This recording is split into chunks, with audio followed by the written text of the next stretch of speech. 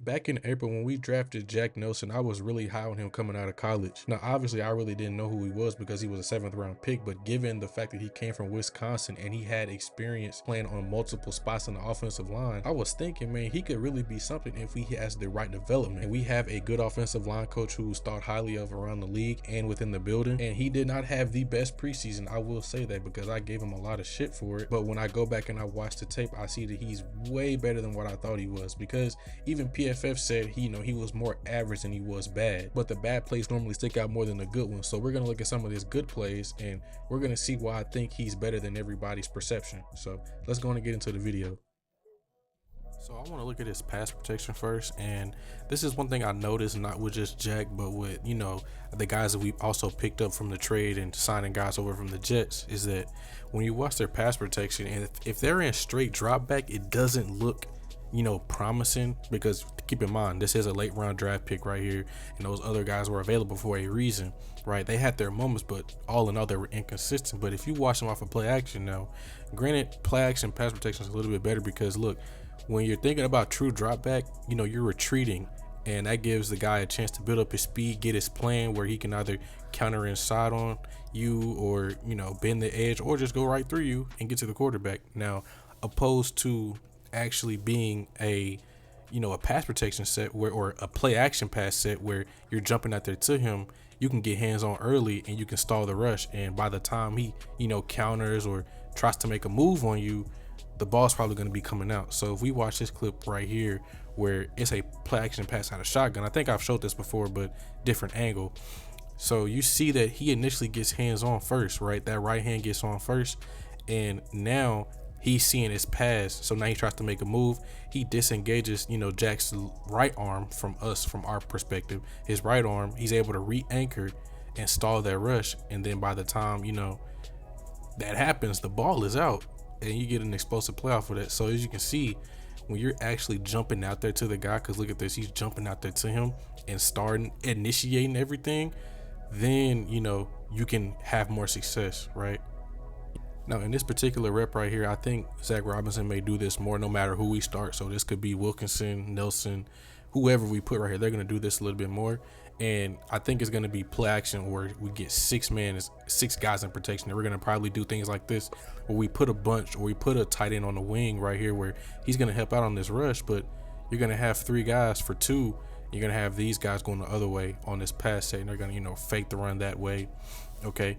So when we watch this, I like the way he sorted through this whole thing. Initially, his job is this guy right here, right? But he has outside help. So he's going to sit hard inside. And once he sees he's going to go, he's committed to the outside rush, he's going to get a hand right there to influence him, or, show his presence there.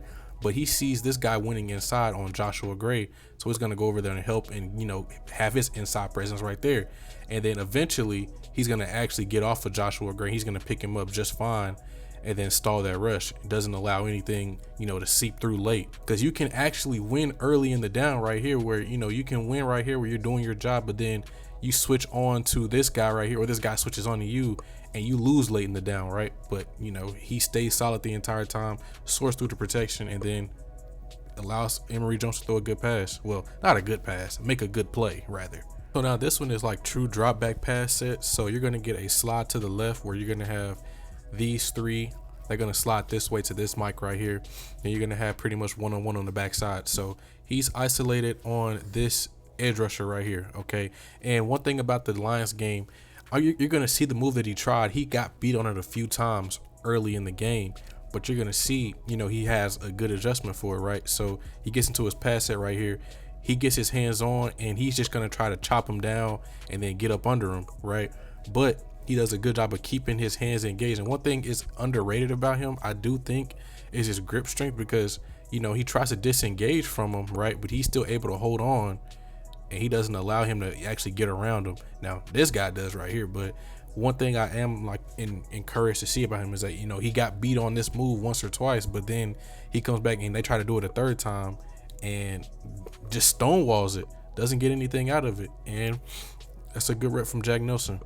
Okay, so the more I watch him, the more I'm noticing that, when he's doing his pass sets, is that, the speed rushes can get him early on. If you're doing the same thing, he's going to actually adjust to it, which is common for professional football players. But one thing that really doesn't work on him that much is the power moves, because he's about 6'7", 300 some pounds, right? So it's not going to really do much because he's a large human being. Like, I've been up close to him, like, he's very large. So you're going to get on this rep, just a slide away from him. So that means you're going to have inside help on anything, if he counters inside right here, say he goes in and counters inside, he's going to have inside help. Okay. So in this situation right here, he's not going to do that. So when we get into his rush right here, you're going to see it's way more nuanced than you think, right? So when he gets into his pass set, right, he's going to throw this right arm early, right, in order to get this guy to show what he wants to do. So you're going to see it right there. Okay, and once he does it, he's going to drop this arm, because usually, when guys do this, it's usually to bait out what their move is going to be. That way they can adjust on the fly and stall the rush. But he does it right here, and you see he doesn't fall for the arm. He's going to go straight into his chest, right, because he drops his arms right here, and his chest is fully exposed. And you can see this guy, he's gearing up for a speed rush. His head is getting low. He's dropping his pads, and he's going to get into Jack Nelson. But he anticipated this too, just based off how he was planning on his rush, right? When he threw that arm, he got a kind of a sense of what he was doing. So he was able to just catch him right there and then anchor him up. And then he tried to extend off of him, and he wasn't able to, because he has very good grip strength, in my opinion. So, and Emory Jones throws a very good pass right here. But you see that he's able to stall these power rushes more times than not, because one thing he did was, flash his arm and then extend out and stall that power rush, which I'm more up on him as like, a power guy than like, the zone type of lineman where, he's more speed and finesse. He's more of a power guy, kind of like Caleb McGarry, right? So I think, having him would probably be best, but I understand if they're going to roll with Wilkinson, right? I still think that we should move Bergeron out there, in my opinion, but I'm not going to sit up here and argue with that anymore.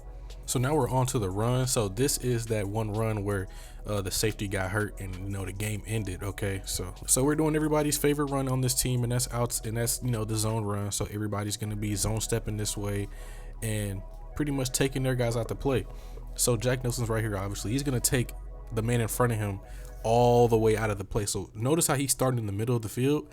We're going to see that he's going to carry this man way across the hash, right? And bad pad level by this defensive tackle, so he's able to just get up underneath him and then just drive him across the field. And you see a lane opens right behind him, and he's able to drive him halfway between the hash and the numbers. Like, he pretty much ran half a gasser right there. And so he was able to run behind Jack Nelson, and I like that, because once again, I said he's more of the power guy. So if you let him get up underneath you and he can use his size to just push you out of the way, it's going to be very hard, to beat him on a rep, as opposed to a guy like Drew Dahlman or sometimes Chris Lindstrom, where he's more finesse, where he's very quick in a sense, and this guy's more power. So they play off of each other perfectly, right? That's why running to the right was so successful, because those guys, they complemented each other, right? And then lastly, this is the touchdown run by Nate Carter. So if you saw this in the Joshua Gray video, this is an inside hit and run. So he's going to take it and go right down the hash on it, right? I would consider this, inside zone, because everybody's going to be going, there's their regular zone steps. So he's going to actually cut off this guy right here, and he's going to cut this guy off too, right? So what the defensive tackle is trying to do, he's going to try to win inside and cross his face. That way he can get into, this B gap right here, because he's already in the C, right? So when we watch this play out, you're going to see that he really doesn't get anywhere. So he's going to go out there and attack, and once again, meeting him there. And he's so low in his pads that he's able to just drive him back, because they were on the 43. He moved him all the way back. And as you can see, a lane is going to form right behind him once again. And you see he's able to break one tackle and get out of there. But if we get back to his technique right here, you see that one thing I said before is his grip strength, right? So if we look at this again, he's going to try to throw Jack Nelson off, but you can see that grip strength is so good where he doesn't move anywhere. He's able to stay within his frame. And once again, that hole opens and it's a house call from there. So I think he could actually take the job from Wilkinson week 1 and be the starter, but I think it's just a matter of him being consistent and, being ready for it, because you can see the flashes here, right? The flash is right there where this is something Caleb McGarry would do, where he would just pretty much little boy you, right? Oh, you can't get off of me, and I'm gonna use it to my advantage to, just win the block. And stuff like this should be happening next year, but we won't be able to see it because Caleb is hurt. But this is more Caleb-esque right here, where you're seeing he's just a very strong human being, and you can't really move him off if he gets his hands off on you. So good stuff from Jack, man.